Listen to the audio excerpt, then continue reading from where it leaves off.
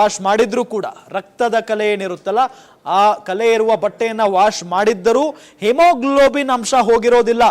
ಆ ಬಟ್ಟೆಯಲ್ಲಿದ್ದಂತ ಹಿಮೋಗ್ಲೋಬಿನ್ ಅಂಶ ಹೋಗಿರೋದಿಲ್ಲ. ಯಾವ ಬಟ್ಟೆಯ ಮೇಲೆ ರಕ್ತದ ಕಲೆ ಇರುತ್ತದೆಯೋ, ಫಾರ್ ಎಕ್ಸಾಂಪಲ್ ದರ್ಶನ್ ಬಟ್ಟೆಯ ಮೇಲೆ ರಕ್ತದ ಕಲೆ ಇರುತ್ತೆ, ಆ ರಕ್ತದ ಕಲೆ ಇರುವಂತಹ ಶರ್ಟ್ ಅದರ ಮೇಲೆ ಲುಮಿನಲ್ ಕೆಮಿಕಲ್ ಅನ್ನ ಬಳಿಯಲಾಗುತ್ತೆ ವಾಶ್ ಮಾಡಿದ್ರೂ ಕೂಡ. ಆಗ ಹಿಮೋಗ್ಲೋಬಿನ್ ಜೊತೆಗೆ ವರ್ತಿಸುವ ಲುಮಿನಲ್ ನೀಲಿ ಹಾಗೂ ಹಸಿರು ಬಣ್ಣದ ದ್ರಾವಣ ಉತ್ಪಾದನೆ ಮಾಡುತ್ತೆ. ಈ ದ್ರಾವಣವನ್ನ ಸಂಗ್ರಹಿಸಿ ಅದರಿಂದ DNA ಸಂಗ್ರಹ ಮಾಡಲಾಗುತ್ತೆ. ಆ ರಕ್ತ ಯಾರದ್ದು ಸಂಪೂರ್ಣವಾದಂತ ಮಾಹಿತಿ ಸಿಗುತ್ತೆ. ಈ ಮುಖೇನ ಈ ದ್ರಾವಣವನ್ನ ಸಂಗ್ರಹಿಸಿ ಅದರಿಂದ DNA ಸಂಗ್ರಹಿಸಲಾಗುತ್ತೆ. ಇದರಿಂದ ಬಹಳ ಸ್ಪಷ್ಟವಾಗಿ ಗೊತ್ತಾಗುತ್ತೆ ಆ ಬ್ಲಡ್ ಯಾರದ್ದು ಅಂತ ಹೇಳಿ. ಅದೇ ರೀತಿಯಾಗಿನೇ ಇಲ್ಲಿ ಹೇಳ್ತಾ ಇರುವುದು SPP ಪ್ರಸನ್ನ ಕುಮಾರ್ ಅವರು, ಇದನ್ನ ಸಾಕ್ಷ್ಯವಾಗಿ ಪರಿಗಣಿಸಬಹುದು ಅಂತ ಹೇಳಿ. ಎಲ್ಲ ಒಂದ್ ಕಡೆ ಬಟ್ಟೆ ವಾಶ್ ಮಾಡಿಬಿಟ್ರೆ ರಕ್ತದ ಕಲೆ ಹೋಗ್ಬಿಡುತ್ತೆ, ಅದಾದ ನಂತರ ಏನ್ ಮಾಡಿದ್ರು ಕೂಡ ಕಂಡುಹಿಡಿಯೋದಕ್ಕೆ ಸಾಧ್ಯ ಇಲ್ಲ ಅಂತ ಅನ್ಕೊಳ್ಳೋದಿದೆಯಲ್ಲ, ಅದು ತಪ್ಪು. ಅದೇ ರೀತಿಯಾಗಿ ಆಗಿರೋದೀಗ ಸಾಕ್ಷಿ ನಾಶಪಡಿಸೋದು IPC ಸೆಕ್ಷನ್ 201 ಅಡಿ ಅಪರಾಧ ಆಗುತ್ತೆ. ಸಾಕ್ಷಿ ನಾಶಪಡಿಸೋದಿದೆಯಲ್ಲ IPC ಸೆಕ್ಷನ್ 201 ಅಡಿ ದೊಡ್ಡ ಅಪರಾಧ ಅದು. ಬಟ್ಟೆ ಶುಚಿಗೊಳಿಸೋದು, ಘಟನೆಯ ಸ್ಥಳ ಸ್ವಚ್ಛಗೊಳಿಸಲಾಗಿದೆ, ಇದು IPC ಸೆಕ್ಷನ್ 201 ಅಡಿ ದೊಡ್ಡ ಅಪರಾಧ ಆಗುತ್ತೆ. ಗಮನಿಸ್ತಾ ಇದ್ದೀವಿ, ವೀಣಾ IPC ಸೆಕ್ಷನ್ 304 ಅಲ್ಲ, ಇದು ಕೇವಲ ಒಂದು ಗಾಯದಿಂದ ಮಾಡಿದ ಕೊಲೆ ಅಲ್ಲ, ಸಾಕಷ್ಟು ಗಾಯ ಮಾಡಿ ಚಿತ್ರಹಿಂಸೆ ನೀಡಿ ಮಾಡಿರುವ ಬ್ರೂಟಲ್ ಮರ್ಡರ್ ಇದು. ಅವರು ಜಾಮೀನಿಗೆ ಅರ್ಹರಲ್ಲ ಅಂತ SPP ವಾದವನ್ನ ಮುಕ್ತಾಯ ಮಾಡಿದ್ದಾರೆ. ಗಮನಿಸ್ತಾ ಇದ್ದೀವಿ, ಸಾಕ್ಷ್ಯವನ್ನ ನಾಶಪಡಿಸುವುದು IPC ಸೆಕ್ಷನ್ 201 ಪ್ರಕಾರ ಅಪರಾಧ ಆಗುತ್ತೆ. ಬಟ್ಟೆ ಶುಚಿಗೊಳಿಸೋದು, ಘಟನೆಯ ಸ್ಥಳ ಸ್ವಚ್ಛಗೊಳಿಸೋದು, ಇದೆಲ್ಲವೂ ಕೂಡ ದೊಡ್ಡ ಅಪರಾಧ. ಸಾಕ್ಷಿ ನಾಶಪಡಿಸೋದು ಅಂತಾರೆ ಇದಕ್ಕೆಲ್ಲ. ಇದು IPC ಸೆಕ್ಷನ್ 302 ಅಡಿ ಅಪರಾಧವೇ ವಿನಾ IPC ಸೆಕ್ಷನ್ 304 ಅಲ್ಲ. ಸಾಕಷ್ಟು ಗಾಯ ಮಾಡಿ ಚಿತ್ರಹಿಂಸೆ ನೀಡಿ ಮಾಡಿರುವಂತಹ ಬ್ರೂಟಲ್ ಮರ್ಡರ್ ಇದು. ಅಂದ್ರೆ ಆತನ ಮೇಲೆ ಯಾವ ರೀತಿಯಾಗಿ ಮೃಗೀಯ ವರ್ತನೆಯನ್ನ ಮಾಡಿದ್ದಾರೆ, ಆತನನ್ನ ಹೇಗೆ ಹೊಡೆದಿದ್ದಾರೆ, ಇದೆಲ್ಲದರ ಬಗ್ಗೆಯೂ ಕೂಡ ನಿಮಗೆ ಗೊತ್ತೇ ಇದೆ. ಬ್ರೂಟಲ್ ಆಗಿ ಮರ್ಡರ್ ಮಾಡಿದ್ದಾರೆ. ಅವರು ಜಾಮೀನಿಗೆ ಅರ್ಹರಲ್ಲ ಅಂತ ಹೇಳಿ SPP ವಾದವನ್ನ ಮುಕ್ತಾಯ ಮಾಡಿದ್ದಾರೆ.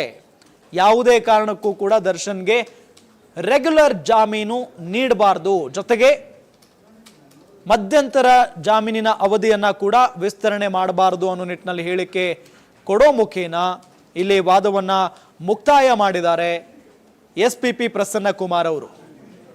ಸಾಕ್ಷಿ ನಾಶಪಡಿಸಿದ್ದಾರೆ, ಅದು ಕೂಡ ದೊಡ್ಡ ಅಪರಾಧ ಆಗುತ್ತೆ. 201 ಅಡಿ ಬಟ್ಟೆ ಶುಚಿಗೊಳಿಸೋದಾಗಿರ್ಬೋದು, ಅಂದ್ರೆ ರಕ್ತದ ಕಲೆ ಹೋಗ್ಬಿಡ್ಲಿ, ಗೊತ್ತಾಗಬಾರ್ದು ಅನ್ನೋ ನಿಟ್ಟಿನಲ್ಲಿ ಅದು ಕೂಡ ಸಾಕ್ಷಿ ನಾಶಕ್ಕೆ ಬರುತ್ತೆ.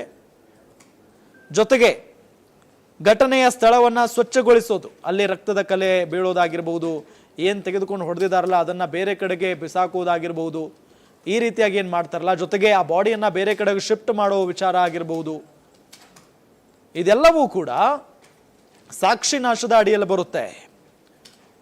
IPC ಸೆಕ್ಷನ್ 304 ಅಲ್ಲ, ಇದು IPC ಸೆಕ್ಷನ್ 302 ಅಡಿ ಅಪರಾಧವೇ ಹೊರತು IPC ಸೆಕ್ಷನ್ 304 ಅಲ್ಲ.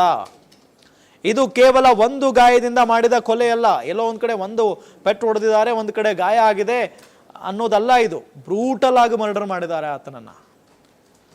ಮರದ ಕಟ್ಟಿಗೆಯಿಂದ ಹೊಡೆದಿದ್ದಾರೆ, ಎತ್ತಿ ಬಿಸಾಕಿದ್ದಾರೆ ಆತನನ್ನ, ವಾಹನಕ್ಕೆ ಹೋಗಿ ಡಿಚ್ಚಿ ಹೊಡೆಸಿದ್ದಾರೆ, ಗುದ್ದಿಸಿದ್ದಾರೆ. ಇದರಿಂದ ಆತನ ಬಾಡಿಯ ರಕ್ತ ಚಿಮ್ಮಿದೆ. ಬ್ರೂಟಲ್ ಮರ್ಡರ್ ಇದು ಅನ್ನೋ ನಿಟ್ಟಿನಲ್ಲಿ SPP ವಾದವನ್ನ ಮಾಡ್ತಾರೆ. ಬ್ರೂಟಲ್ ಮರ್ಡರ್, ಇಂಥವರಿಗೆ ಜಾಮೀನು ನೀಡಬಾರ್ದು, ಜಾಮೀನಿಗೆ ಅರ್ಹರಲ್ಲದವರು ಇವರು, ಅರ್ಹತೆ ಇಲ್ಲ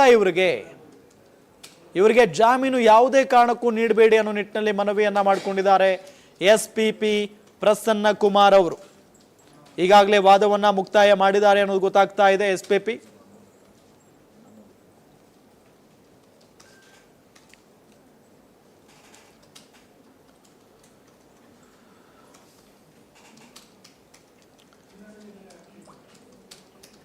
ಈ ಪ್ರಕರಣದಲ್ಲಿ ಆರಂಭದಿಂದಲೂ ಕೂಡ ನಾವು ಗಮನಿಸಿದ ಹಾಗೆ ಸಾಕ್ಷಿ ನಾಶದ ಬಗ್ಗೆ ಬಹಳಷ್ಟು ಪ್ರಸ್ತಾಪ ಆಗಿದೆ. ಮೊದಲಿಗೆ ದರ್ಶನ್ ಅವರನ್ನ ಕೆಲವೊಂದಿಷ್ಟು ಜನ ಆರೋಪಿಗಳನ್ನ ಕಾಪಾಡುವ ಸಲುವಾಗಿ ಒಂದು 4 ಜನ ಅಮಾಯಕ ಆರೋಪಿಗಳೇನಿದಾರಲ್ಲ ಅವರನ್ನ ಕರೆಸಿ ನಾವೇ ಕೊಲೆ ಮಾಡಿರೋದಾಗಿ ಒಪ್ಕೊಳ್ಳಿ, ನಿಮಗೆ ಇಂತಿಷ್ಟು ಹಣ ನೀಡ್ತೀವಿ ಅನ್ನೋ ನಿಟ್ಟಿನಲ್ಲಿ ಆಮಿಷವನ್ನ ಒಡ್ಡಿ ಅವರನ್ನ ಕಾಮಾಕ್ಷಿಪಾಳ್ಯ ಪೊಲೀಸ್ ಠಾಣೆಗೆ ಕಳುಹಿಸುವುದರಿಂದ ಹಿಡಿದು ಅವರು ತೊಟ್ಟಿದ್ದಂಥ ಅಂದರೆ ಆತನನ್ನು ಹಲ್ಲೆ ಮಾಡುವಂಥ ಸಂದರ್ಭದಲ್ಲಿ ಈ ಆರೋಪಿಗಳು ತೊಟ್ಟಿದ್ದಂಥ ಬಟ್ಟೆಯನ್ನು ವಾಶ್ ಮಾಡೋದ್ರಿಂದ ಹಿಡಿದು ಜೊತೆಗೆ ಸ್ಥಳವನ್ನು ಕ್ಲೀನ್ ಮಾಡೋದ್ರಿಂದ ಹಿಡಿದು ಎಲ್ಲವನ್ನೂ ಗಮನಿಸಿದಾಗ ಇವರು ಸಾಕ್ಷಿ ನಾಶ ಮಾಡೋದಕ್ಕೆ ಮುಂದಾಗಿದ್ರು. ಭಾಳ ಸ್ಪಷ್ಟವಾಗಿ ಗೊತ್ತಾಗುತ್ತೆ. ಸಾಕ್ಷಿ ನಾಶ ಪಡಿಸೋದಿದೆಯಲ್ಲ, IPC ಸೆಕ್ಷನ್ 201 ಪ್ರಕಾರ ಇದು ದೊಡ್ಡ ಅಪರಾಧ ಆಗುತ್ತೆ. ಬಟ್ಟೆ ಶುಚಿಗೊಳಿಸೋದು, ಘಟನೆಯ ಸ್ಥಳವನ್ನು ಸ್ವಚ್ಛ ಮಾಡೋದು ಇದೆಲ್ಲವೂ ಕೂಡ ಅಪರಾಧ. ದರ್ಶನ್ ವೈದ್ಯಕೀಯ ವಿಸ್ತರಣೆಗಾಗಿ CV ನಾಗೇಶ್ ಈಗ ವಾದವನ್ನ ಮಾಡ್ತಾ ಇದ್ದಾರೆ. ಸರ್ಜರಿಗಾಗಿ ಮಧ್ಯಂತರ ಜಾಮೀನು ಪಡೆದು ಮಾಡಿಸಿಲ್ಲ ಎಂಬ ವಾದ. ವೈದ್ಯರು ಒಟ್ಟು 5 ರಿಪೋರ್ಟ್ ನೀಡಿದ್ದಾರೆ. ಅಕ್ಟೋಬರ್ 24ರಂದು ನೀಡಿರೋ ವರದಿ ಪ್ರಕಾರ ಸರ್ಜರಿ ಅಗತ್ಯ ಇದೆ, ಹೀಗಾಗಿ ಡಿಸೆಂಬರ್ 11ಕ್ಕೆ ಸರ್ಜರಿ ಮಾಡಲಾಗುತ್ತೆ. ಕೋರ್ಟ್ಗೆ ದರ್ಶನ್ ಪರ ವಕೀಲ CV ನಾಗೇಶ್ ಈ ಸಂದರ್ಭದಲ್ಲಿ ಹೇಳಿಕೆಯನ್ನ ಕೊಟ್ಟಿದ್ದಾರೆ. ದರ್ಶನ್ ವೈದ್ಯಕೀಯ ವಿಸ್ತರಣೆಗಾಗಿ CV ನಾಗೇಶ್ ವಾದವನ್ನ ಮಂಡಿಸ್ತಾ ಇದ್ದಾರೆ. ಈಗ ಸರ್ಜರಿಗಾಗಿ ಮಧ್ಯಂತರ ಜಾಮೀನು ಪಡೆದು ಮಾಡಿಸಿಲ್ಲ ಎಂಬ ವಾದವನ್ನ SPP ಮಾಡಿದ್ರು. ಸರ್ಜರಿ ಮಾಡಿಸಿಕೊಳ್ಳಬೇಕು ಅಂತ ಹೇಳಿ ವಾದವನ್ನ ಮಾಡಿ ಮಧ್ಯಂತರ ಜಾಮೀನನ್ನ ಪಡೆದುಕೊಂಡಿದ್ರಿ. ಆದರೆ ಇದುವರೆಗೂ ದರ್ಶನ್ಗೆ ಆಪರೇಷನ್ ಆಗಿಲ್ಲ, ಯಾಕೆ ಅನ್ನೋ ನಿಟ್ಟಿನಲ್ಲಿ ಪ್ರಶ್ನೆಯನ್ನ ಮಾಡಿದ್ರು. ಇದೇ ವಿಚಾರಕ್ಕೆ ಸಂಬಂಧಪಟ್ಟಂತೆ ಸ್ಪಷ್ಟನೆಯನ್ನ ಕೊಡುವಂತ ಪ್ರಯತ್ನವನ್ನ ಮಾಡಿದ್ದಾರೆ CV ನಾಗೇಶ್. ವೈದ್ಯರು ಒಟ್ಟು 5 ರಿಪೋರ್ಟ್ ನೀಡಿದ್ದಾರೆ. ಅಕ್ಟೋಬರ್ 24ರಂದು ನೀಡಿರೋ ವರದಿ ಪ್ರಕಾರ ಸರ್ಜರಿ ಅಗತ್ಯ. ಅಕ್ಟೋಬರ್ 24ರಂದು ವೈದ್ಯರು ವರದಿಯನ್ನ ನೀಡಿದಾರಲ್ಲ, ಅದರ ಪ್ರಕಾರ ಸರ್ಜರಿ ಬಹಳ ಅಗತ್ಯ ಇತ್ತು, ಹೀಗಾಗಿ ಡಿಸೆಂಬರ್ 11ಕ್ಕೆ ಸರ್ಜರಿ ಮಾಡಲಾಗುತ್ತೆ. ಅಂದರೆ ನಾಳೆ ಅಲ್ಲ, ನಾಡಿದ್ದು ಡಿಸೆಂಬರ್ 11ಕ್ಕೆ ಸರ್ಜರಿ ಮಾಡಲಾಗುತ್ತೆ ಅನ್ನೋ ನಿಟ್ಟಿನಲ್ಲಿ ಕೋರ್ಟ್ಗೆ ದರ್ಶನ್ ಪರ ವಕೀಲ CV ನಾಗೇಶ್ ಅವರು ಹೇಳಿಕೆಯನ್ನು ಕೊಟ್ಟಿದ್ದಾರೆ. ಇನ್ನೇನು 4-5 ದಿನ ಇರಬೇಕಷ್ಟೇ ಈ ಒಂದು ಮಧ್ಯಂತರ ಜಾಮೀನಿನ ಏನು ಅವಧಿ ಮುಗಿಯೋದಕ್ಕೆ. ಹಾಗಾಗಿ ಈಗ ಡಿಸೆಂಬರ್ 11ಕ್ಕೆ ಆಪರೇಷನ್ ಮಾಡಿಸಿದ್ದೇ ಆದರೆ ಮತ್ತೆ ವಿಸ್ತರಣೆ ಆಗೇ ಆಗುತ್ತೆ. ಯಾಕೆ ಅಂತ ಹೇಳಿದರೆ ರೆಸ್ಟ್ ಬೇಕಾಗುತ್ತೆ, ಆಸ್ಪತ್ರೆಯಲ್ಲೇ ಇರಬೇಕಾಗುತ್ತೆ. ಹಾಗಾಗಿ ಇನ್ನೂ ಕೂಡ ಸಮಯಾವಕಾಶ ಸಿಗುತ್ತೆ. ಎಲ್ಲ ಒಂದು ಕಡೆ SPP ಹೇಳೋ ಪ್ರಕಾರ ದುರುದ್ದೇಶದಿಂದಲೇ ಈ ರೀತಿ ಮಾಡಿದ್ದಾರೆ. ಜೊತೆಗೆ ಕೋರ್ಟ್ಗೆ ಸುಳ್ಳು ಹೇಳಿ ವಂಚನೆ ಮಾಡಿ ಬೇಲ್ ಪಡೆದುಕೊಂಡಿದ್ದಾರೆ ಮಧ್ಯಂತರ ಜಾಮೀನನ್ನ. ಇದೇ ವಿಚಾರವನ್ನ ಪ್ರಸ್ತಾಪ ಮಾಡಿದ್ರು ಮೊನ್ನೆ SPP ಪ್ರಸನ್ನ ಕುಮಾರ್. ಇದುವರೆಗೂ ಆಪರೇಷನ್ ಮಾಡಿಸಿಲ್ಲ, ಯಾಕೆ? ತುರ್ತು ಸರ್ಜರಿ ಮಾಡಿಸ್ಬೇಕು ಅಂತ ಹೇಳಿದವರು ಇವರೇ.